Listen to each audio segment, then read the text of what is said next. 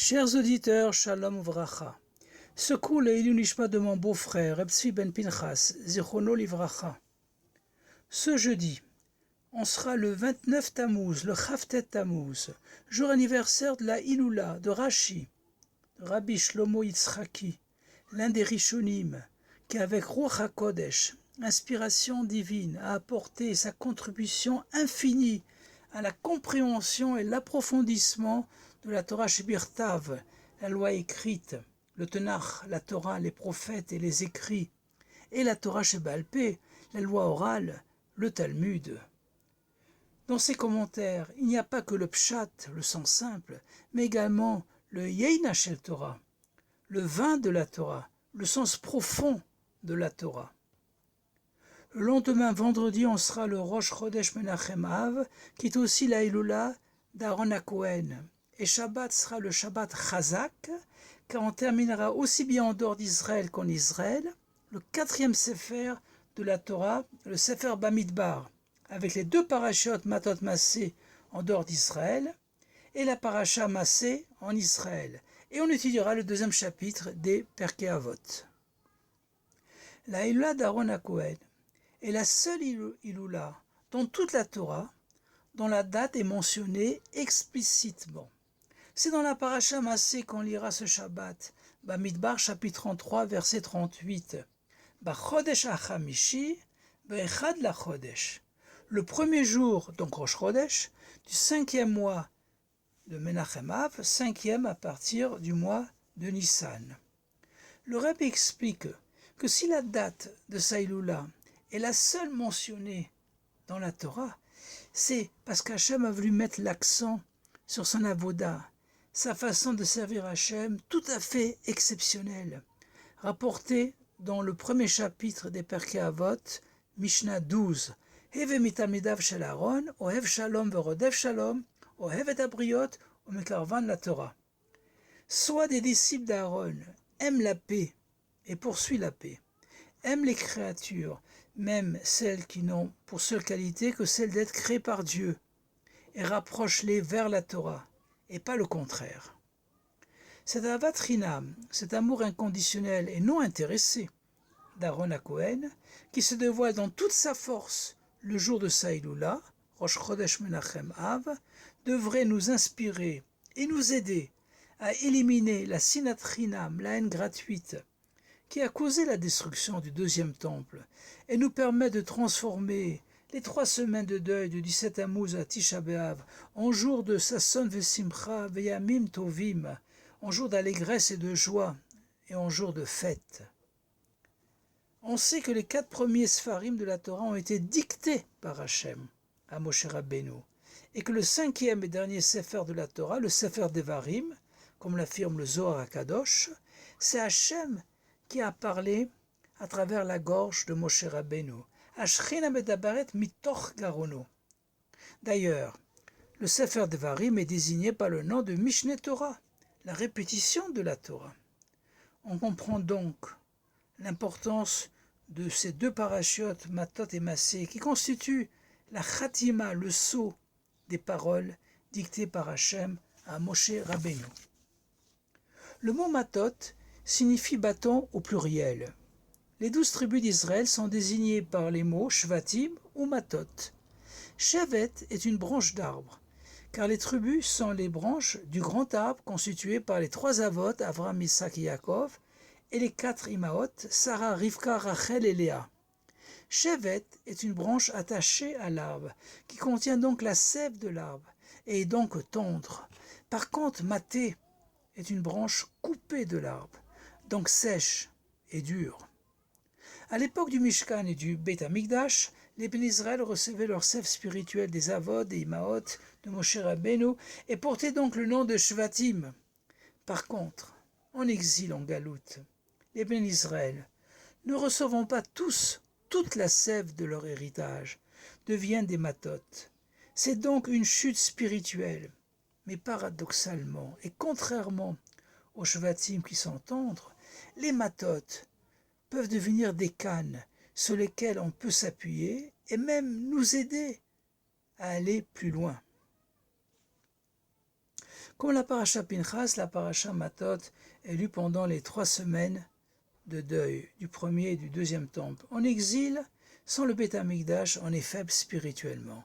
Cependant, Hachem nous donne les forces nécessaires pour surmonter tous les défis. Car les épreuves nous durcissent, mais en même temps, dévoilent des forces insoupçonnées qui nous permettent de grandir spirituellement. Comme l'enseigne le Baal Shem Tov sur le verset du prophète Jérémiaou, Jérémie chapitre 30 verset 7, que l'on récite tous les matins après le sacrifice d'Yitzhak, la Kedat Yitzhak. Ve'et Sarah hi le Yaakov umimena yivashea. Et c'est une période de souffrance pour Yaakov. Et c'est d'elle-même qu'il sera délivré. La délivrance se trouve dans le problème lui-même. On peut transformer la souffrance Tsara en Tsoar, en lumière, en permettant les 2 dernières lettres du mot Tsara, à condition d'utiliser Ratso, en permettant les 2 premières lettres, de vouloir courir au Beth Knesset, au Beth Midrash, car rien ne résiste à la volonté. La paracha Matot a 112 versets, Kuf Yud Beit Psukim, et 2 de ces simanim sont des permutations des lettres Kuf Yud Beit, Bouki et Yakev. Bouki était le prince de la tribu de Dan. Dan représente le din, la justice, les décrets durs de l'exil. Yakev est un pressoir à vin et représente la joie et la célébration, car en simcha bli yayin, il n'y a pas de joie sans le vin. Ce sont finalement les matot qui permettent de transformer les mauvais décrets en joie. Comme on est descendant des 12 tribus, des Yud Bet Shvatim, on a la force de transformer le kouf de Klippa, de l'impureté, en kouf de Kdusha, de sainteté, et déclencher la Géoula. La paracha Massé, qui signifie déplacement, étape, commence par les mots « Et les Masei Bene Israël, Asher Yatsu Me'eretz Mitzrayim ». Voici les déplacements des enfants d'Israël qui sont sortis d'Égypte. Et la Torah énumère 42 même beit déplacements.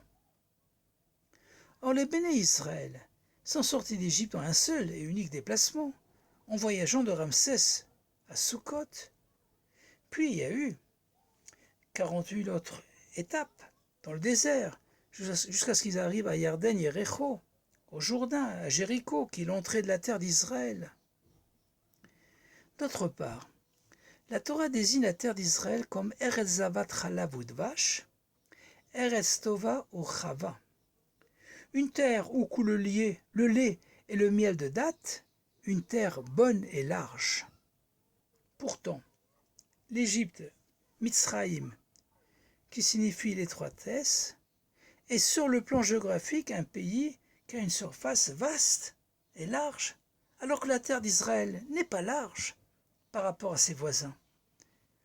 Pour répondre à ces 2 questions, on est obligé d'interpréter Mitzraïm, l'Égypte, spirituellement.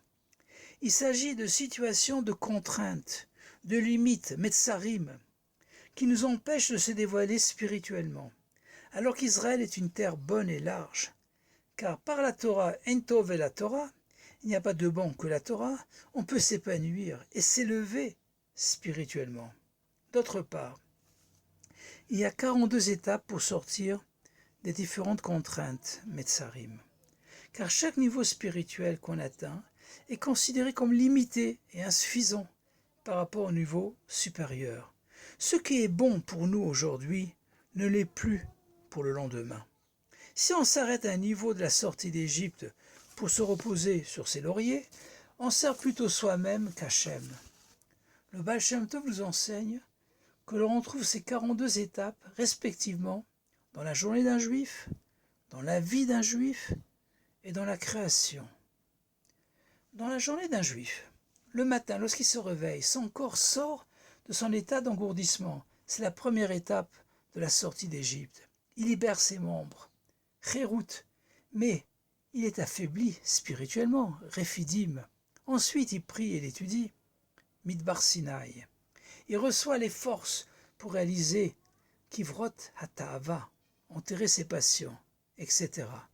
Jusqu'à la fin de la journée, où il se couche le soir pour un sommeil paisible, Yarden, Yericho. Dans la vie d'un juif maintenant, la naissance, lorsqu'il sort du ventre de sa mère, est la première étape de la sortie d'Égypte, de l'étroitesse. Puis, il avance, le Midbar Sinaï.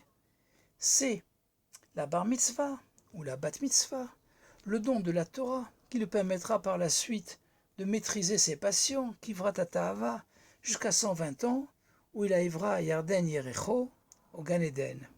De même, l'univers matériel et spirituel n'ont pu être créés au départ que par une contraction radicale de la lumière divine infinie, Tzimtzum Or Ein Sof, puis avec les lettres E et les Asara Mamarot, les 10 paroles.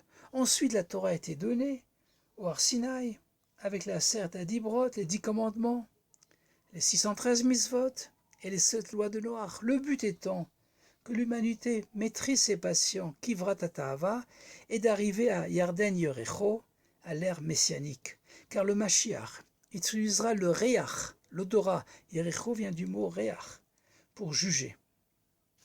La paracha Massé a 132 versets. Kuf Lamed Beit Psukim. Lamed Beit, c'est le lève, le cœur. Et Kuf, comme on l'a expliqué, représente la Klippa ou la Gdusha. Si on met tout son cœur pour parcourir avec succès les 42 étapes, on transforme l'impureté en sainteté. Et on réalisera alors Menachem Av. On consolera Keviachol, pour ainsi dire Hachem, Avinu Shebashamayim, avec le dévoilement du Rebbe Melech HaMashiach, Menachem Shemo, Techef Umiyad Mamash, Yechi Adonenu Morenu Verabenu, Melech HaMashiach Yolam Vaed, Shabbat Shalom Vechodesh Tov, Akute Shabbos, Akute Chodesh. Et en s'inspirant du Avat Israël, de l'Avat Rinam, du Rodef Shalom, l'amour d'Israël, l'amour gratuit, la poursuite de la paix d'Aaron HaKohen. Chazak, Chazak, Venit Chazak, et à bientôt dans le 3e Beit Hamikdash.